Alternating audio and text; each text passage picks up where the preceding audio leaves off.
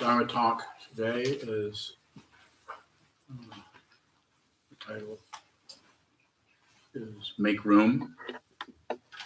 So, as I'm sure you've noticed, I always talk about the same thing over and over, with just different titles,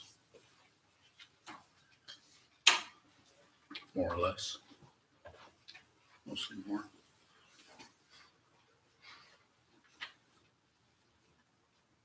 So the idea here is to make room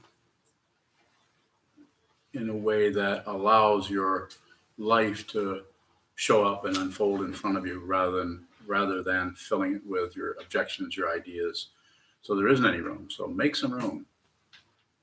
One of the ways, of course, you can do this is to sit down and look at how crowded your room is with thoughts and ideas, opinions, judgments, evaluations, concepts, various ruminations that go on with everyone. As soon as you hold the body still, these become more and more show up in high relief. There's a way we have anxiety about this or that with little attendant stories behind it, supporting that anxiety. Sometimes the anxiety or the feeling or the depression or whatever it may be may not have a backstory. It may just be feel like crap. So the idea with making room is to, of course, see the way it's all crowded, see the way in which you haven't done that, in which you're filling things up. The slightest thing, it's like but I don't want to get too cute here, but it's like a mini movement. It's a little tiny movement that objects. If you don't see those, then all the rest of the little lemmings want to come in the room. All the other tiny movements of the mind. If you can see just in anything, you're in a grocery store, you're reaching for something to look maybe at the ingredients or whatever you're doing, you're shopping, and just watch how cluttered that particular movement is with thoughts about this and that, and the person standing next to you. Everything is all filled up with various evaluations that help give us our sense of self, our sense of having all these reference points must mean there's someone here seeing and hearing and smelling and tasting and thinking and concluding and excluding and so on. So make room. You can actually do that just for a second or for less than that, a moment. You can actually it's like we don't have to do the Control Alt Delete so much anymore. So even that is becoming old fashioned to say that. So I've stopped saying that just now. But you notice not too long ago, somebody, a politician who will remain nameless, talked about have your kids go play the record player. It's just like, that's quite old. Well, they're coming back, actually. Well, that's somebody, a commentator actually gave him this, gave that and say, well, but this was actually not something coming back. This is not, not that. They were actually back there. I know they're coming back. I even have one, which I purchased at a garage sale from someone who didn't realize that they had a gold mine. I didn't know it worked. I just like junk. So, as all pack rats do. So the idea of making room is not so much to get rough and ready with it and push and crowd what's happening in your mind, but so this is why awareness practice is so important before you take action in any direction. Be very aware of what's already in motion.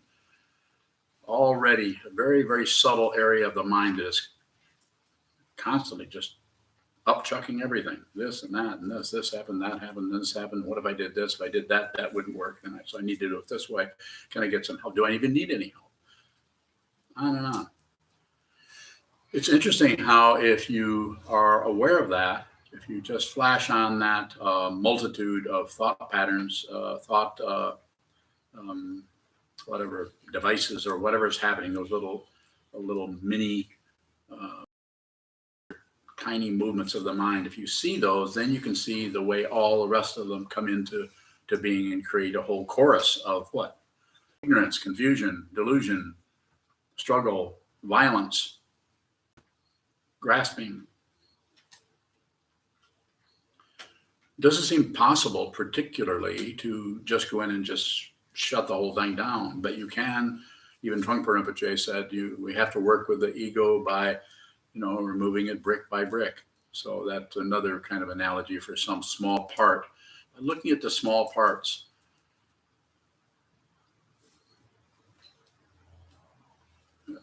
if I could come up with some better images or something, perhaps I will, perhaps you will.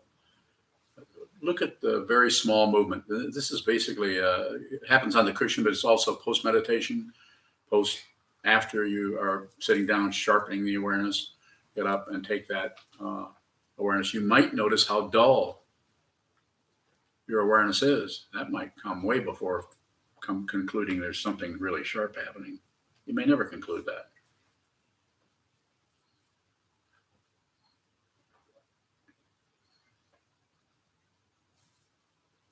Seems to be very important, from the way it looks here, to, insofar as you can, to not come to conclusions about, as soon as you come to any conclusion about anything, the investigation or the awareness situation just kind of goes in and vacates your life. So it's not that you can't do that, but just be very aware when you're doing that, and then you'll also notice the shutting down part of it. Sometimes we will say, well, yeah, I guess I see what's happening there. Probably not. What you see is your idea of what's happening there. There's no way to see what's happening there. You can't really know what's happening. And I'm not saying this to be like a Zen koan or something like that. I'm just saying you can't really see fundamentally everything because my own preconceptions are in the way all the time, 24/7. Is that still okay to say that? Is there some new understanding of time that is somehow digitally? Yeah, that's right. I'm still with what's her name? Analog.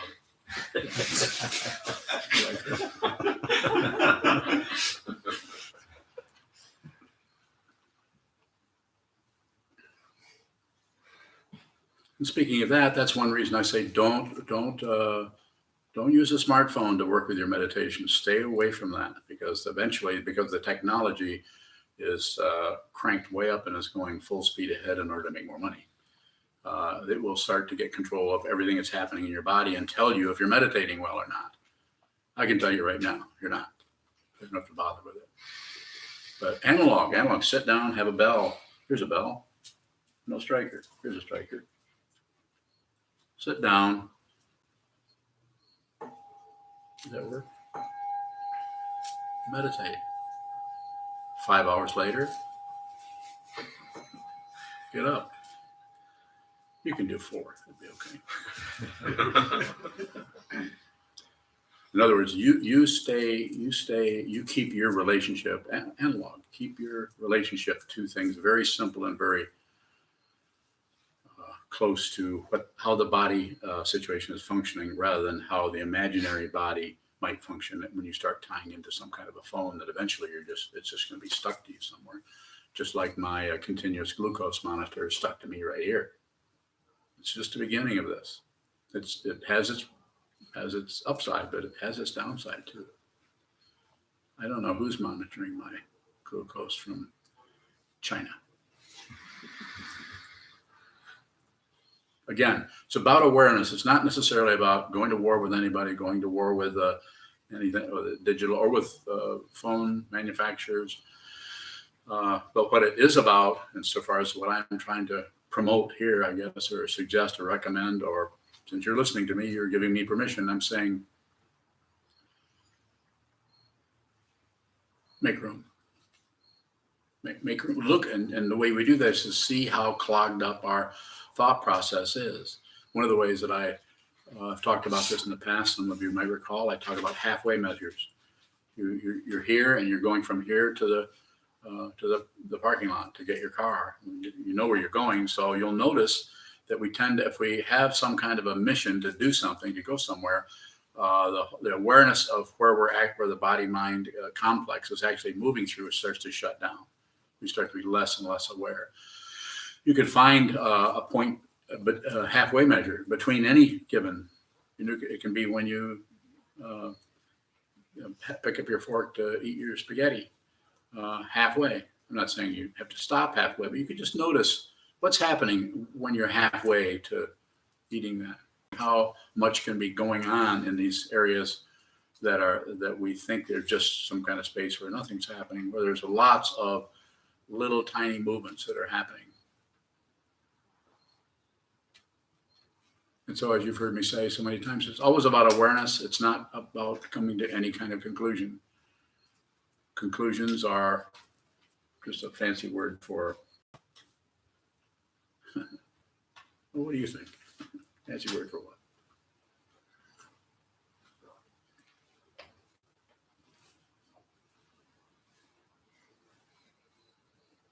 Prison? How's that? It's a conclusion. Door locks. So it's about awareness of what's happening rather than getting some kind of control or modifying things. Of course, being already going to be controlling, you decided that it's really important to sit down and watch what's happening in the mind rather than just keep building fires under everything to get everything moving this way or moving that way or controlling this, controlling that. To actually sit down, hold still, and watch what continues to move as the mind, or as ideas about the mind, or ideas about the world, ideas about who you are, ideas about your identity, ideas about everything in your world that looks like something else, other people, other buildings, society, everything.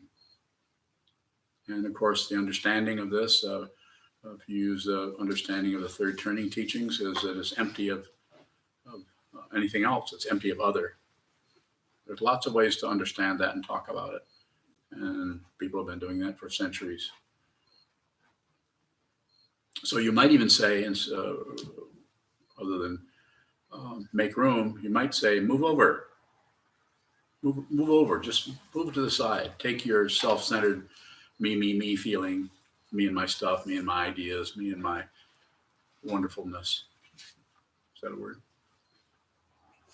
It's like the state of wonderfulness is wonderfulnosity. No. So move over, look at the spaciousness, and to look at that, you'll also see the lack, how we get claustrophobic. We draw into, sometimes maybe even your meditation practice might be one where you sit down and just had enough of this world, going into my shell, going into my jhana state or something like that. Not making fun of anybody's jhana state. If that's what they're doing, if they want to do that, then they probably need to do that. Maybe you might need a couple of lifetimes of jhana states in order to sit down and just not do anything at all, not conclude anything at all, not exclude anything at all. Make room. And you'll find out that there isn't anyone making room. And there isn't anything. Make room is a concept. And then everything is already completely open and spacious. It's called Mahavipassana in the tradition, the great panoramic awareness. And that is yours. If you want it, if you're going to use your desire, your bodhicitta to attain awakening, then start by helping others. Help others.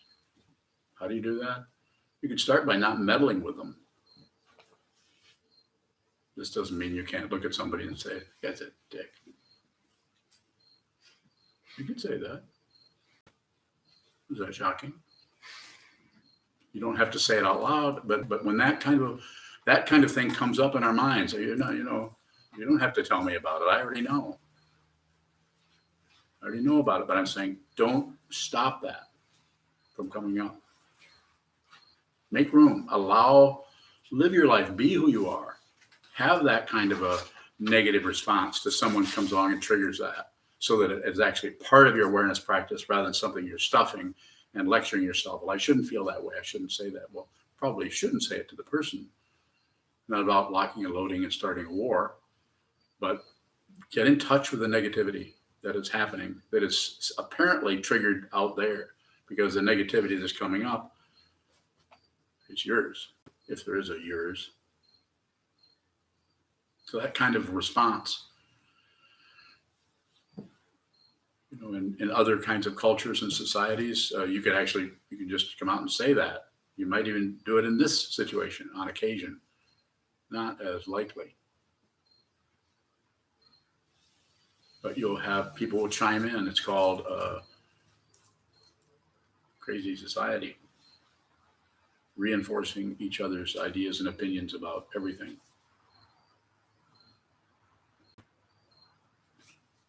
Questions if you have them. Did you? Earlier you said take our awareness with us to look at the tiny movements in the mind off the cushion. Mhm. How do we take our awareness with us off the cushion? So when you're on the cushion, you're watching movement. You're watching more and more refined movement of your mind, what it's doing, and it's going to be different for everyone. Some people sit and a lot of that just dissolves or goes away, and they just kind of might even feel like it's not even a appropriate thing to do, just not having much happen at all. And so off the cushion, if you've been working with the mind by watching what moves, not adding on, not stopping, no controlling, no deliberately trying to follow the breath so you can change how you feel or change or become a better meditator. You can benefit by, I spent close to 3 decades doing that. So, and I'm not saying that anyone here, anyone there shouldn't. Count the breath all you want. Count the breath for 2 or 3 years. Follow the breath. Label thinking. I'm not against it. I'm just saying you don't actually have to do that. The way it looks here. You don't have to do anything, of course. But if you want to train your mind, you could also use anything that's arising can be your object of meditation. If you need an object, start where you're at. Start with whatever arises, that's it. Don't object to anything, don't agree with anything. Don't miss your life. Make room for anything to come in. Whatever arises for you or for you is going to be different. You can't even, don't even compare notes. Don't discuss your meditation with anyone. Particularly. I love that word. It has so many syllables. You could a little bit, but don't do it with a comparison idea. Well, I'm not doing that. I'm doing this. Or if you do, be well aware that you really respect what someone else is doing with their mind. I know I talk to people about their minds all the time, and I don't do much meddling with it. If somebody's doing a particular kind of meditation and I'm not teaching, I just listen to what they have to say about it. Rather than, no, you have to do when I'm teaching. It varies. So coming back to your question, you walk out of the monastery and you're going over to Cloud Palace or Karma House or somewhere, and you're walking through. Be aware of the tiny movements of everything. I'm not talking about I'm not talking about maintenance of anything. Just flash on everything. Sound of the gate when it opens. I don't want to give you too much so it turns anyone into some kind of someone who's totally trying to be aware of every little noise or every little movement or every tiny thing. But that's the area where the mind is moving in a very, very subtle and slow way to grasp at something and reject something else. If you can find, we can all find passion, aggression, ignorance in a more open, filled, muscular and robust way. We see it all the time in our world, in our society, on the news, in our own mind, relating to other people. But to see where the passion and the aggression and the ignorance begins, we have to see it in very tiny, not exactly subatomic, but it's probably molecular. There's some kind of a very small area where we're objecting to something or agreeing with something. The aggression, if it's seen, if we can see a very tiny objection to things happening, it seems to help. And you probably will not notice it on the cushion so much because that's the training area. That's where you're sharpening or whatever, however it's occurring for you. But in the post-meditation or everyday interaction in the grocery store with your family, with your friends, with your dog. Everything there, watch what's happening in that area. Don't conclude, don't exclude, don't look away. All of those more. Sometimes I get dizzy. Yeah, if you see, and if the feeling is actual physical dizziness, that's the way the body-mind connection. You're looking at the body-mind connection. They're not two different things. They just look different. This is why Dogen said in the 13th century, drop off body and mind. Things are so not separate. That's why Dogen also said, blade of grass, 16-foot golden Buddha, not separate. Blade of grass, not separate, not separate. There isn't anything that isn't a Buddha, but we first have to see the blade of grass. We first have to hear the gate creak. We first have to feel how it feels to move up when we go up a flight of stairs instead of just, we do that all the time. So we're all done looking at that because we know what walking upstairs is like.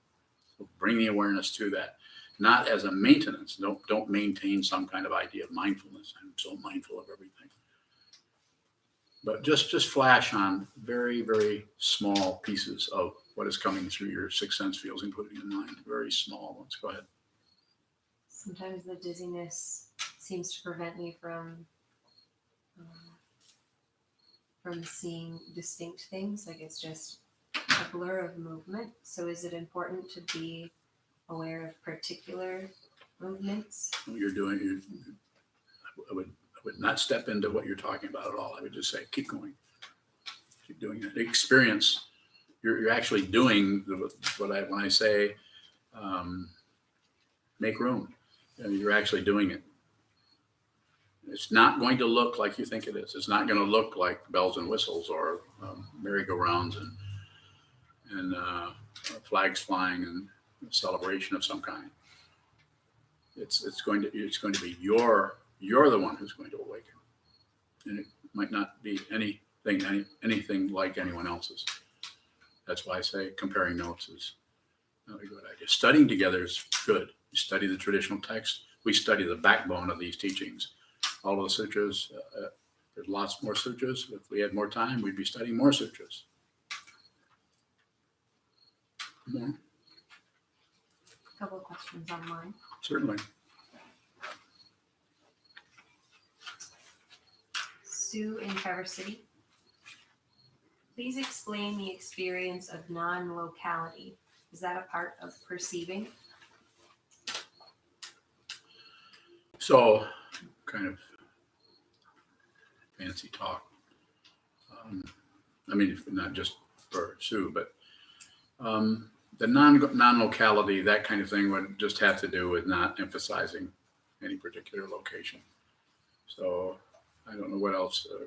Might need a more direct question about that. Do you have any more?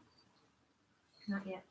So think about what I just said and then make it easy on yourself and on me, and a little less esoteric. In other words, ask another question around that same idea.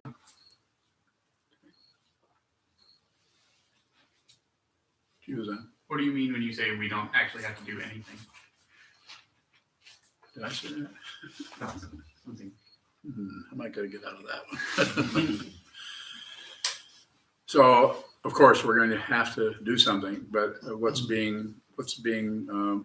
I'm endeavoring to point at by saying that is that you could actually look at what you're doing and notice the intention. Notice the intention around doing anything. It's really by watching the intention closely, without even trying, you start to look at, not and trying to be fancy with it, at the intender, the one who intends. Look at the intention. We start to see that there isn't really anyone there that's doing anything. It's a creation. So it's just another way of saying there isn't anyone. Now, things are happening, but nobody is doing them. So when I say you don't have to do anything, you could actually consider that. That's what meditation is about. Sitting down, holding still, not doing much, not doing anything, sometimes for hours and hours at a time, weeks, years, not doing anything. This allows us to understand in a more fundamental way what movement and stillness actually are. More. What if the intention isn't clear?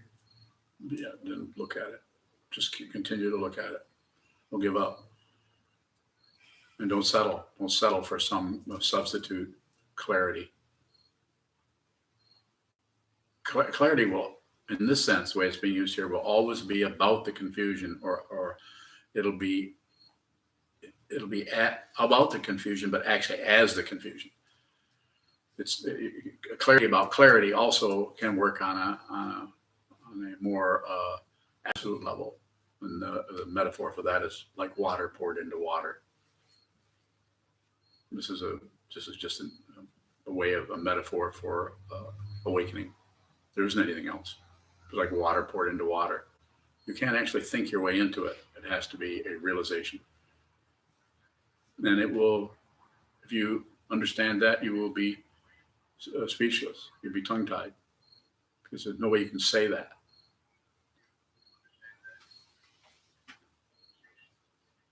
That's why I talk all the time. I'm tongue-tied. Sokuzan. What if it doesn't seem like we can look at it anymore? Say more about that. I mean, more specific. Seems like at some point looking at the intractable and it's just not going anywhere and life has to go on. Are you still meditating? No, this is post meditation. Are you still post-meditating? Yes. Problem solved. That's how it feels to do it. That's how it feels for you. Maybe not. No one else has to necessarily resonate with that, but that's how it feels for you to do this. That's how it's going to feel somewhat like a failure situation. Or, sure. Do our preconceptions keep us from seeing what's actually there?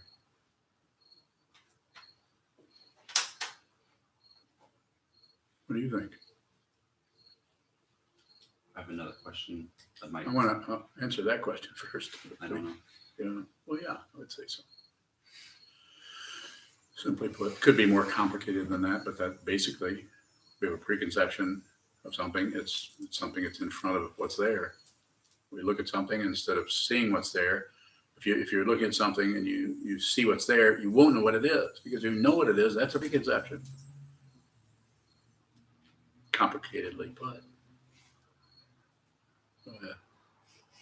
I think earlier you said that it's not possible to see what's there.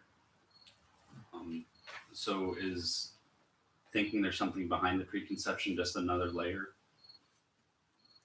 It could be, but not necessarily. If you're practicing, you might have to have that kind of a possibility, so that will draw you towards looking at that more closely. So when I say you can't see what's there, I'm not saying there isn't anyone to see it. So that's why it's so, what is there, we're talking about working with the mind in such a way that we see the fundamental nature of what this is, which is non-dual, not two. And so it seems to be necessary to be looking at the imputed self, that there is someone, and the imputed or imagined other, that there is something else, and see that those are not, in the ultimate sense, are not two different things. Not even things particularly. So what you're doing, what you're saying there, I would say that's fine to do that. Go ahead. Thank you.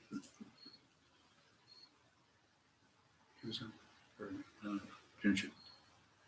Laura in Traverse City asks, how can we stay motivated to stay on the cushion longer?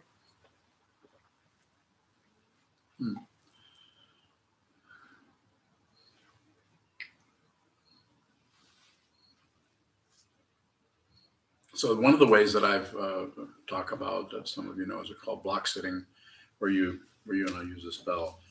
You sit down and you decide, okay, even though just about impossible to do, especially someone like Laura is living in Traverse, so sit down and say, oh, I'm going to block sit from 1 o'clock to 5 o'clock, 4 hours.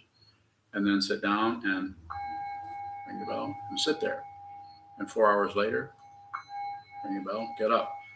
And the other thing I would say is that it's important to set, this is how to use the form, to set up the form. And then the awareness part of it, which is the important part, is to notice how you can't quite do that. So you set it up and you sit down, and maybe 20 minutes, maybe a half an hour, you get up and go do laundry, or maybe you do something else totally. But that's your awareness practice in that time. Eventually, if your intention is strong, and if the question that Laura, you just asked, if you're really sincere about this, that sincerity won't go away. It'll get stronger. But what you're doing is you're actually being aware of what is occurring, rather than setting yourself up for some artificial kind of, like we've done. We have a monastery here. This is so hard to do. We've actually had to have a building that's totally dedicated. We have to wear funny clothes so that we can remember why we're doing this. We're here to save all beings. We're going to do this. There's 2,500 years of this. And we're part of that kind of intention when we receive not only the refuge vows, but in particular the bodhisattva vows. So set up a situation, set up a space, set up a time form along with the space that wherever your meditation takes place, in your kitchen, in your deck, in your backyard, in your storage building, in your closet, wherever you're at, sit down, hold still, strike the bell, and start without any idea of what's going to happen next. And whatever happens next, be really careful about not beating yourself up over not being able to stay there. Very important. This is one of the reasons that all be disagreed with, but I don't mind. All the Tibetan forms are so powerful to get you to practice for long periods of time, because if you sit down, you make an agreement to go through certain forms, you're going to be there for 4 or 5 hours, or 6 or 7 hours, or maybe 14 hours. Depends on what the form is. Like very, very extensive forms, tying up body, speech, and mind in such a way that you just have a lot to do. And I'm saying, let's do it a little bit differently. Not better, not improving on anything. Improvement is not a very good word.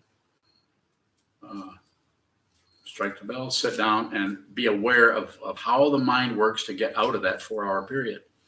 That's the important way to actually get to know who you are and what you are and what's functioning and what your values are, and how you use just about anything to get out of doing something as simple. There's not even any work to it. Sit down, hold still. And I even say, if your back hurts, lean back. No macho kind of beating ourselves into submission. This is a misunderstanding, an ancient one. A lot of it is macho. Not that there isn't something to that, but it needs to be a little softer than that, I think. So strike the bell, sit down. You might find that after half a dozen times of doing this and watching how you get up and do something else, you might say, I only sat about 2.5 hours of that, and then I just had to do something else, or something came up, or the phone rang, or whatever. But the awareness around that, about what is arising in the space, is what is important. Not, the space in which those things are arising is what is important, not the things that are arising. This just leads us into more and more differentiation and desire. And we got enough of that already. It's this, it's that, shouldn't be this, should be that, shouldn't be this. I like this, I don't like that. That needs to go away. Desire, that needs to come closer. Desire, and I desire to not see that anymore. So ignorance. So this is why this form, and I don't know, if I invented it, it doesn't make any difference. Or if I heard it somewhere, but set up a form where you use time, or the illusion of time, and have a marker and a marker, and then watch what you do in that period, but with the intention to actually sit down, hold still, and observe. That's your intention, because that's what we're doing here. You're a student of mine, in which Laura is. We want to train our minds, but it may not, especially someone who is a householder, doesn't live in a monastery, may need to set up their own kind of structure whereby they can watch their mind bounce around inside of that time frame. What it does is not as important as seeing the space in which that occurs. And because the intention is sincere to begin with, eventually you will just sit there. It might not even be this year, but eventually you will. If you're consistent, persistent, and insistent, and you're one of my assistants.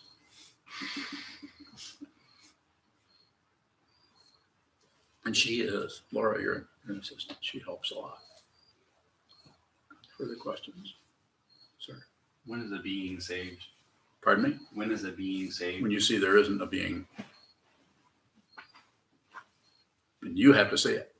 That's the amazing thing about this spiritual path. There's nothing to join. There's nothing to believe. There's nothing to disbelieve. But there's something to realize, and that's that nothing is substantial. Nothing is a solid self or a solid other. Or it's a realization, not a conclusion.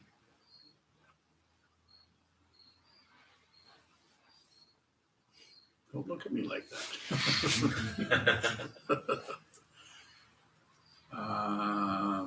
Which Pisces should I call on? This one.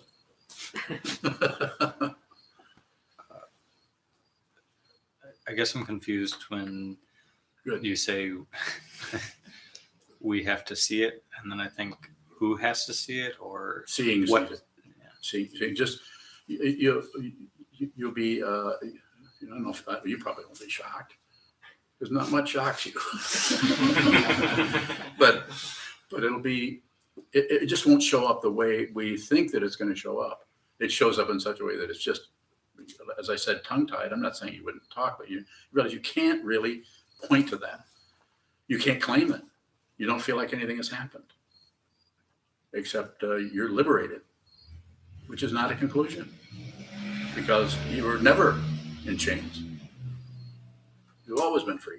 We've all always been free, completely free. And that word, even that word, doesn't work because it has such a relative ring to it. Yes. I'm wondering how we motivate ourselves to see it if we're kind of suspicious of the motivation to make ourselves be the one who sees it.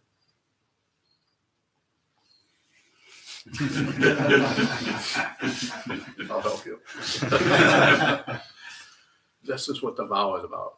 I feel that that's what we receive the vow, and we have a sangha, have a community who are studying this, and we have a teaching person who has some experience around this whole idea of the Buddha's Dharma. And that's when you live in a monastery.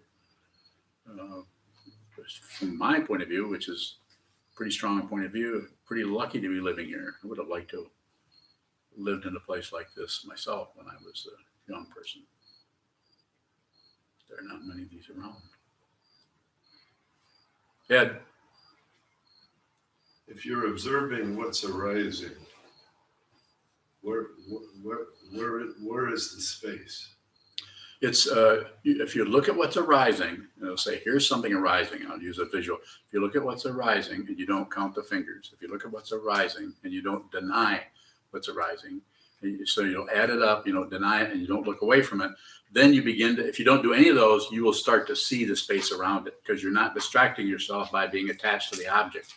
And this object can be, it can be jealousy, it can be a feeling of depression, it can be any, just whatever arises.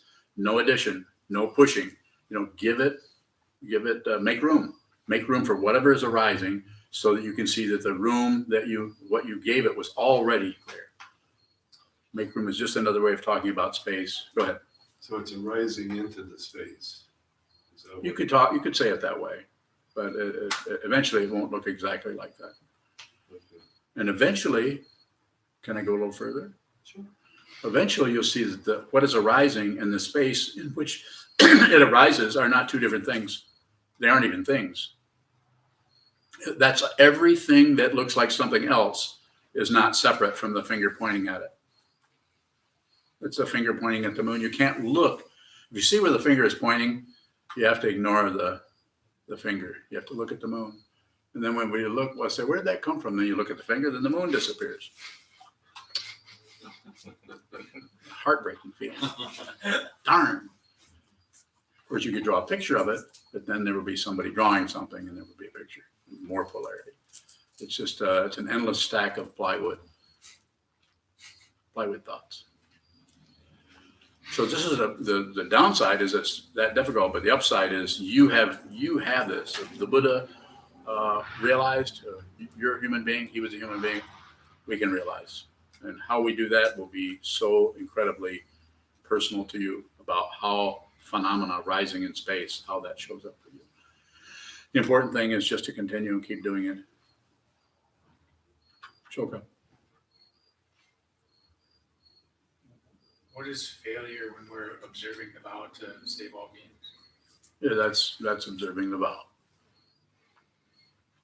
If you're disregarding or if you're actually failing, then it probably won't show up. You would cover that up. But if you see that you're failing at it, then just keep looking at that. You have to look at what is happening rather than, and if that feels like failure, then you need to look at that.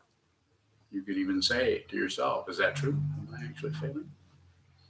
I mean, I think you're failing, but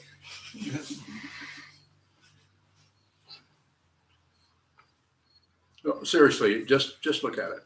There's nothing to correct. Feeling of failure is just that's ego language. That's the self-centered language that is endeavoring to stop you from seeing, and it will do anything. The self-centered mind will do anything to get you, me, us to stop looking into this to see that not separate. How do I know? A day doesn't go by that I don't witness my own negativity that's been arising since I came into this lifetime. Don't believe it, don't disbelieve it, and don't look away from it. Don't improve, please. You don't need to get better. What do you need to get?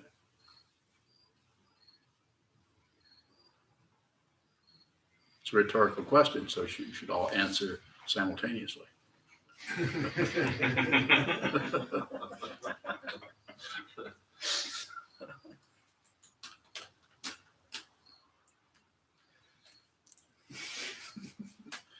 Further questions? We have a few minutes.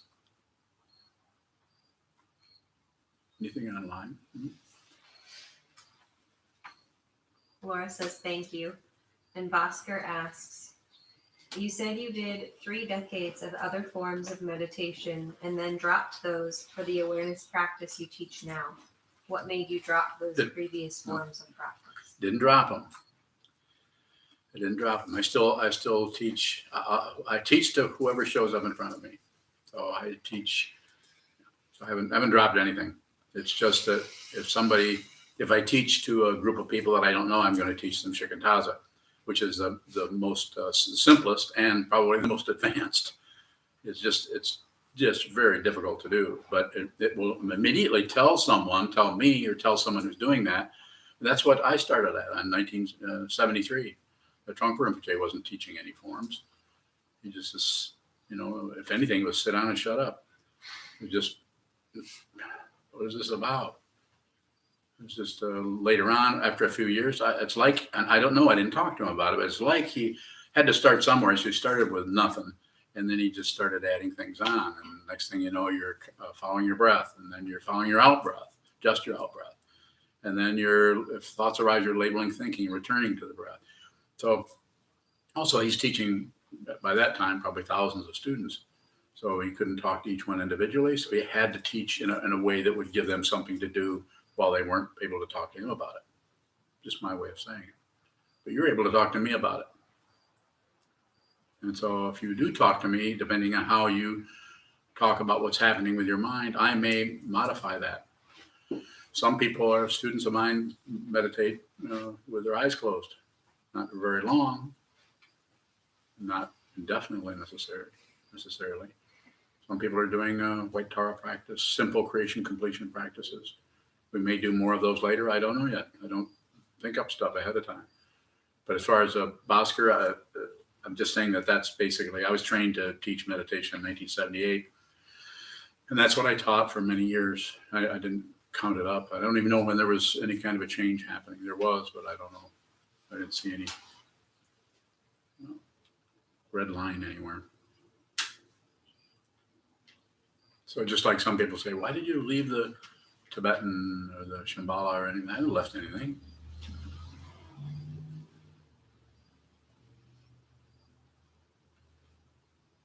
Well, yeah, I didn't leave that one thing, but that's secret. Further questions? You have a couple of minutes. How is leaving something different from not currently practicing it?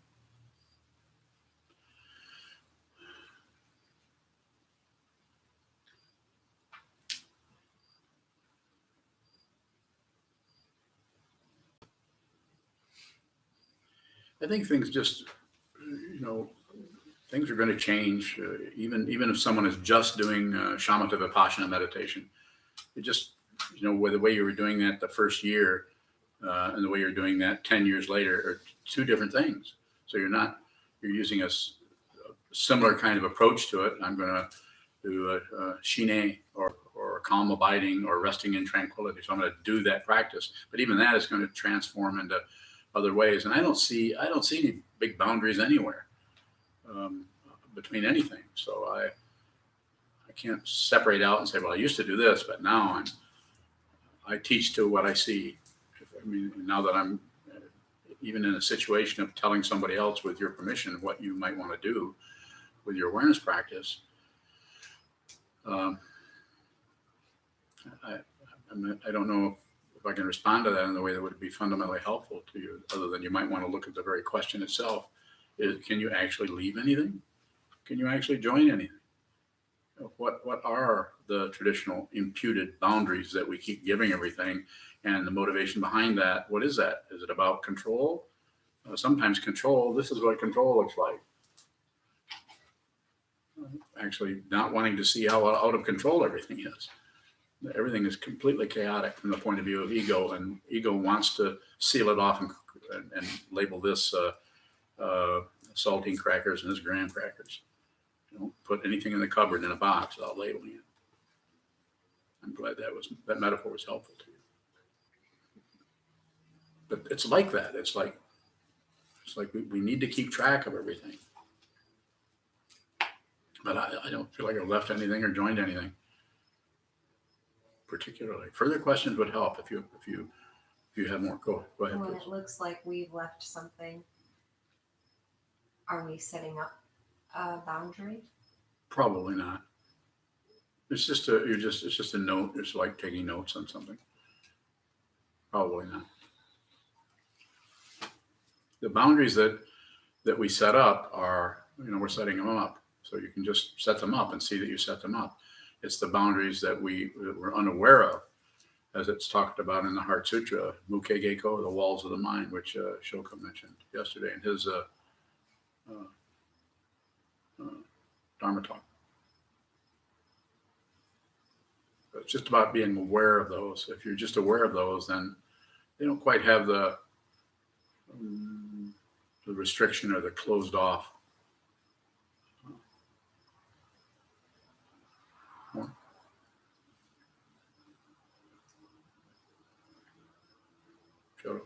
It seems like here, the way you're describing how Trungpa slowly added some forms back, it's something that looks like it's happening here too, with like Jizo Dharani and the sadhana. More practices are coming back. Are those offering us something that Shikantaza doesn't provide? Can't really separate it out so much. Shikantaza or mindfulness practice, awareness practice, Shine, Laktung, Mahavipassana, Vipassana. There's just so much happening. So I think it's good to include some of that. I don't go out and looking for something to include, but when something arises, then I think of different ways that our awareness practice can be supported by doing, like the Jizo Dharani, I think is good. Sadhana Mahamudra. I've never stopped practicing that. So that's been more included in our situation here, and might get stronger, might get weaker. I really don't have an agenda about it. As I said, I don't plan much. But things could Everything's all changing all the time. I don't know if it's offering you something that Shikantaza is not offering you. I wouldn't classify it that way. Further question about that? I'm not quite sure what.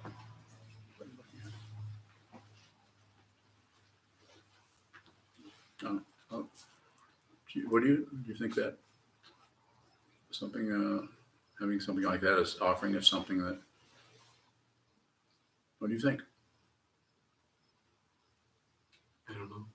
Well, it's certainly different. I mean, doing the sadhana mahamudra takes about an hour or so to do. It depends on how you do it, but it's a really powerful image practice with using images and a mantra and so on. So it's certainly different, but it's a practice. And the reason I include it is because of my connection with Trungpa Rinpoche.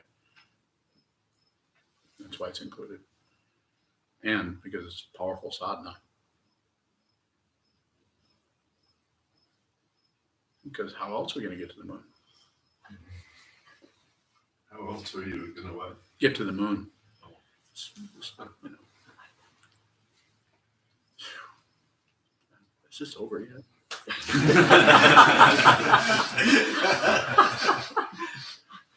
One final question, if you have it, about anything. Doesn't matter to me even about this.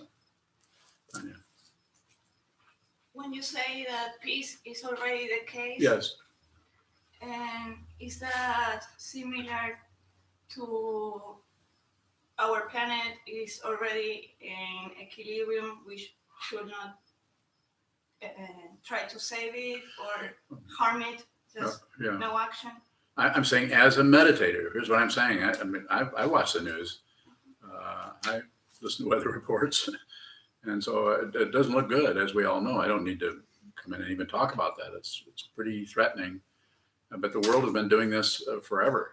We're just to the point where the power and the ability to pollute or control or go to war is much stronger than it was. So I don't know. It looks very difficult, but it's very, very difficult to go out and try to march against some kind of a momentum that's been going on for centuries of war. It's war and peace and war and peace. When I say peace is already the case, yeah, just don't do anything.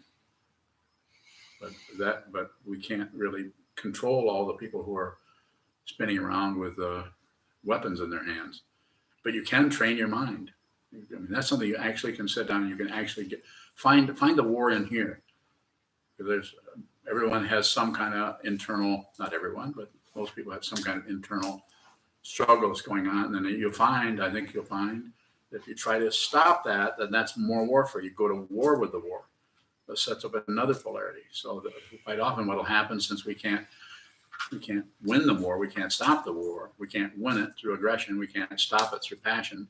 So then we close down on it and don't think about it. And then when you, as you've heard me say many times before, probably, if you meet someone, some kind of frequency in the world where there's a lot of aggression going on, that aggression that you've been hiding out from or trying to cover up will start to resonate with that. And then you will project your, not condemning anybody to anything or accusing anybody, then the aggression that you've been hiding out from, you'll project it out onto someone else and think it's their aggression. So that's why I say train your mind first. Go join the Peace Corps, but first spend some time training your mind so you don't take your hidden war into the Peace Corps or into any other situation.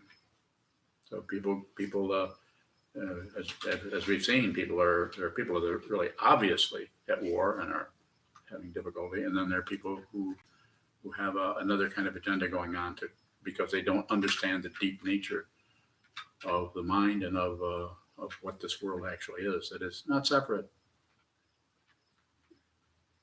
So I would say train your mind.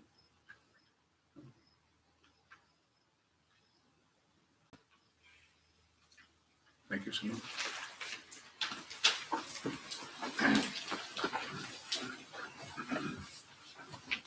Stand and dedicate the merit in the back of our chant books. I'd like to remind everybody about the donation boxes that we have in the hallway. We also accept donations by going to sokukoji.org on the donate page, and checks are always also appreciated. Thank you for your continued financial help.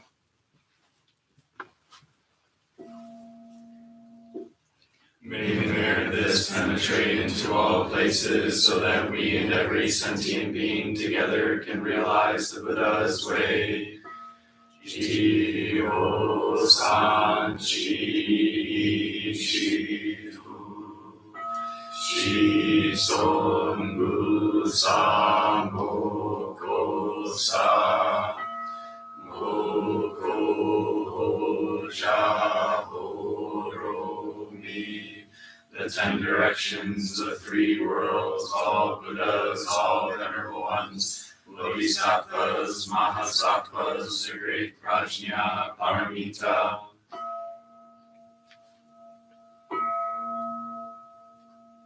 O Buddhas and Bodhisattvas of the 10 directions of the 3 times, please hear us. Please come down out of the light and protect Sokukoji Buddhist Temple Monastery, our Sangha, families, friends, and visitors. Heal everyone who is unhappy, sick, or suffering, and fill them with light.